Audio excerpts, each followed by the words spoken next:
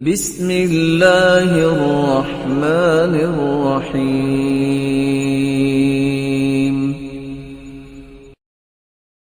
چوتھا کام جو آپ کو کرنا ہے، آپ کو اپنی زبان کی حفاظت کرنی ہے۔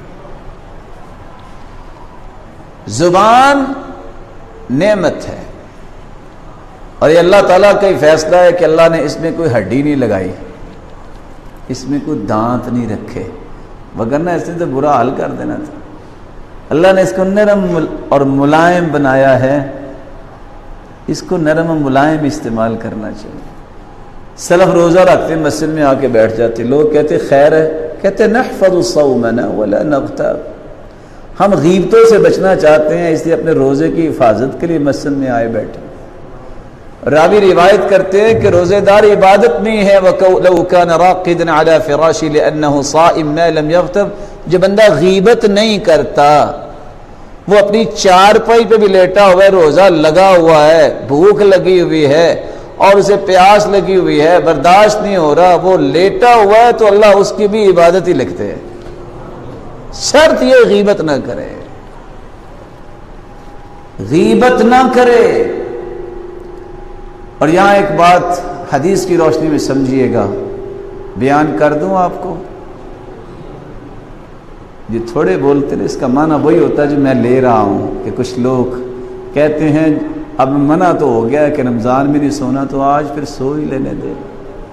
نہیں، من لم يدع قول الزور، میرے ساتھ رہیے گا، من لم يدع قول الزور والعمل به، اور دوسری روایت من لم يدع قول الزور والجهل والعمل به فلا حاجة لله ان يدع طعامه وشرابه، جو بندہ جھوٹی گواہی اور جھوٹ نہیں چھوڑتا، ایک بات، جھوٹا اور غلط عمل نہیں چھوڑتا، دو باتیں، جہالت جس سے دین نے منع کیا اس کو نہیں چھوڑتا، اللہ ایسے بھوکے پیاسے کی پرواہ ہی نہیں کرتا۔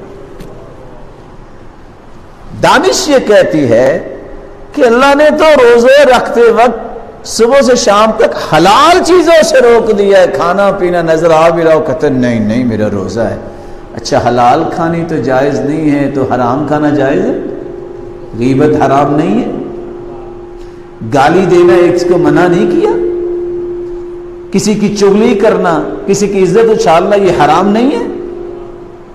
ان دماءکم واعراضکم واموالکم حرام کحرمت یومکم ھذا فی بلدکم ھذا فی شہرکم ھذا، اللہ کے رسول نے حجۃ الوداع کے موقع پہ کہا جس طرح یہ مہینہ اس کی حرمت ہے، اس دن کی حرمت ہے، کسی مسلمان کا خون بہانا، اس کی عزت کو اچھالنا، اس کا مال لوٹنا، یہ بھی حرام ہے۔